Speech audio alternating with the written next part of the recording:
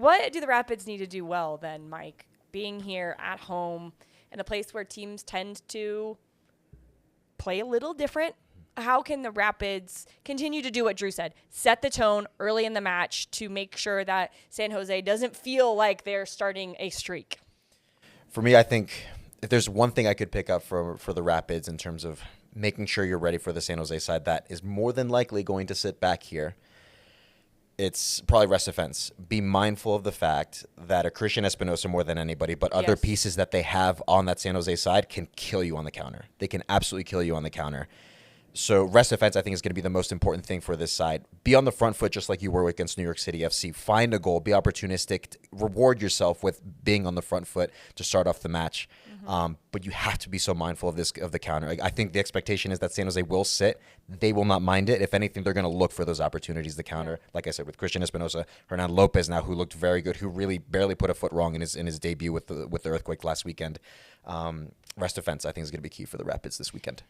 It'll be interesting to see how Hernan Lopez and Christian Espinosa connect, because I think Espinosa has been so hungry for someone to help him in some way, right? That he doesn't have to come back and do all the work and then do all the work in attack too, because he's put in that game specifically when the Rapids played them, the amount of work he did defensively, but then also to be the link player and then to try to create on the attacking side. He's going to be very thankful to have a playmaker sitting right next to him.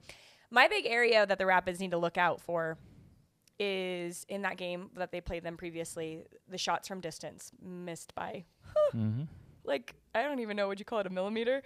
Barely. Off the crossbar, I think Zach got a fingertip to one of them. The Rapids have to be mindful of the space at the top of the box, whether it's this Earthquakes team gets to the end line and chops it back, who's defending in those areas.